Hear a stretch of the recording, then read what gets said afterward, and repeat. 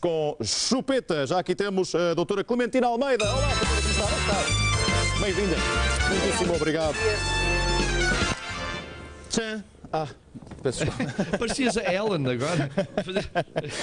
Ora bom, 25 minutos depois das 11 da manhã, Génios com chupeta. Já sabe que aqui, e tivemos a oportunidade de apresentar este espaço a semana passada, pretendemos que conheça melhor o seu bebê e vamos fazê-lo com a ajuda da doutora Clementina Almeida, psicóloga clínica, psicóloga de bebés e não só, também de crescidos, é diretora também do For Babies. E hoje vamos falar a propósito das capacidades dos bebés. Diria mais, das fantásticas capacidades dos bebés, porque eles não é só, como às vezes utiliza-se essa expressão, ele está tudo bem, come e dorme.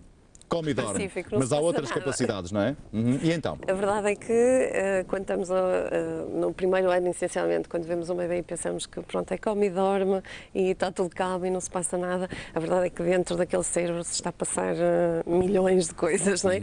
No primeiro ano o bebê duplica o seu tamanho cerebral, portanto o cérebro no início ao nascimento pesa cerca de 350 gramas, depois no primeiro ano duplica. Isto significa que ele tem assim mais ou menos 100 milhões de neurónios e que, para ter uma ideia, no primeiro ano eles se ligam com outros neurónios a uma velocidade de 70 mil por segundo. Por segundo? Segundo. Portanto, é qualquer coisa impensável, não é? Passa-se muita coisa e a questão é, ou aquilo que os cientistas andam à procura, é de saber o que é que se passa lá dentro, efetivamente. E então hoje trazíamos, assim, nomeadamente algumas experiências para exemplificar algumas dessas capacidades. Se calhar aquela que iríamos ver temos agora... vídeo para mostrar, não é? 2 videozinhos. Eu vou explicar, se calhar, o que é que se vai passar. Isto são alguns dos exemplos dos tais estudos que se fazem nos Baby Labs por todo o mundo. Neste aqui, o que nós vamos ver é o que os cientistas tentaram perceber era se os bebês tinham a noção do bem e do mal, do bom e do mal, daquela pessoa que faz coisas boas e daquela que faz coisas más. E se eles com essa idade têm essa capacidade de perceber... Exatamente. Ou seja, tentamos primeiro, este estudo já foi duplicado em vários outros países e com outros personagens para além destes que vamos ver, e na primeira cena vão aparecer bebês de 6, 7 meses, portanto alguns não conseguem sentar-se sozinhos, não conseguem falar decididamente, e vai-lhes ser apresentada uma cena com 2 bonequinhos, não sei se estamos já... Não, daqui a pouco vamos vão aparecer 2 bonecos em que 2 cãezinhos iguais e no meio, no centro, vai aparecer um gatinho que vai tentar abrir uma caixa cheia de brinquedos. Na primeira cena, o gatinho tenta abrir e um dos cães vai ajudá-lo, depois o pano corre e na segunda cena o cãozinho que está do outro lado vai dificultar-lhe a vida e não o vai deixar abrir. E vamos ver o que é que acontece então com os bebês. Ver o que é que acontece com os bebés de cerca de 6 meses, não é? Portanto, aqui está a ser montada a cena, não é? Estes bebês têm 6 meses, 6, 7, são vários, estão a exemplificar. E, portanto, a cena é aquela... Na primeira cena há uma ajuda e, portanto, é o bom. Exatamente. Ainda não está a aparecer. Ok. Está ali o gatinho a tentar abrir a caixa com alguma dificuldade. Então, 2 cãezinhos semelhantes. Eles vão variando as cores das t-shirts, portanto, para não haver enviesamento. Este ajuda. Este ajuda. Certo. E agora, na segunda cena, ele vai tentar abrir. E aquele prazo não deixa abrir a caixinha. Portanto, o bom ajuda e o outro o mau. A verdade é que depois, quando ao bebê lhe é oferecida a possibilidade de ele escolher entre um e o outro, 3/4 dos bebês fazem isto. A investigadora não sabe qual é o que fez o papel de bom nem de mau, portanto não podem enviesar com o olhar, nem... e são dados os 2. E 3/4 dos bebês pegam naquele que fez o papel de bom, demonstrando claramente que eles têm a noção do que é o certo e o errado. Mas para além disso, e o vídeo que vai aparecer a seguir, tentou-se fazer isto com bebês ainda mais pequeninos, bebês com 3 meses, que não têm ainda a capacidade de coordenação olho-mão desenvolvida, portanto não conseguem fazer aquilo que aqueles de 6 meses faziam, que é alcançar. E então o que é que se faz para perceber qual é a preferência do bebê? Mede-se o tempo tempo do olhar. Estamos a falar em segundos e, Aham. portanto, nós vamos ver que na segunda cena o que vai acontecer é que os bebês vão olhar mais tempo, ou seja, eles ficam cerca de 5 segundos a olhar para aquele que faz o papel de mau e cerca de 33 segundos a olhar para aquele que faz o papel de bom, demonstrando-nos escolhendo, assim sim, que claramente. preferem E é um vídeo também que podemos E é o vídeo também, ver. que está Ok. aí Vamos tentar, então, com os mais pequenininhos. espreitar. Agora são estes. os mais Ou seja, estes pequenos. não sentam, alguns não gatinham, Aham. Estamos a falar de 3 meses, não é? de 3 meses, mas já mostram a sua preferência. Acima de tudo, mostram algumas, aquilo que nós chamamos algumas qualidades cá está. morais, que os bebês ainda muito E eles não pequeninos têm ainda a capacidade de levar a mão para escolher, não é? Não, mas eles ficam Mas em média de claramente, 33 segundos. claramente a olhar. Preferem o bom.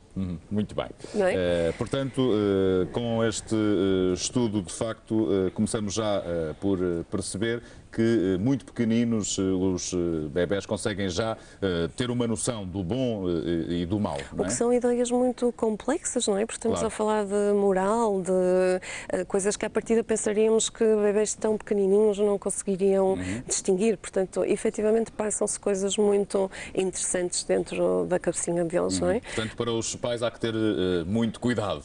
É Porque verdade. para além desta capacidade, e podemos avançar neste espaço, os bebés, segundo tive acesso, leem nos lábios. Ah, é? É verdade. Ou Então. seja, até mais ou menos cerca dos 6 meses, os bebés têm uma preferência por o olhar e, nomeadamente, quando estão, por exemplo, na mama, eles focam o olhar da mãe, ou quando estão com o pai, focam o olhar da mãe e do pai, e fazem essa relação através do olhar. Curiosamente, eles focam melhor, ou seja, no início a visão é um bocadinho turva, eles não conseguem olhar para uma coisa aqui próxima e uma coisa muito distante sem desfocar, mas curiosamente a distância de foco ideal é a distância que vai da mama à cara da mamã. Portanto, essa é a distância ideal que permite a tal vinculação. A partir mais ou menos dos 6 meses, os bebês deixam de se centrar tanto nos olhinhos e passam a centrar-se mais na boca. Ou seja, o que eles estão a fazer é que até os 6 meses são considerados cidadãos do mundo. Qualquer bebê conseguiria falar qualquer língua. O que é que o cérebro está a fazer? A registar em termos de frequência o som que ele ouve, os sons que ouve. E, portanto, essas frequências são registadas em termos de caminhos entre neurónios, entre ligações de neurónios. A partir dos 6 meses, o que vai acontecer é que eles, para além de ouvirem o som, vão tentar olhar para a boca para perceber como é que as palavras se dizem. Portanto, nós não os ensinamos a falar depois do ano, quando eles dizem as primeiras palavras, É mas desde sim, logo, não é? muito cedo. É desde logo. Significa também que é muito proveitoso para um bebê que esteja exposto a mais do que uma língua. Por exemplo, os bebês que têm a possibilidade de ter lares bilíngues são bebês que mais tarde vão falar com muito mais facilidade a língua estrangeira. Nós teríamos muita dificuldade agora em aprender japonês, por exemplo. Eu pensei que isso poderia causar-lhes alguma confusão inicial.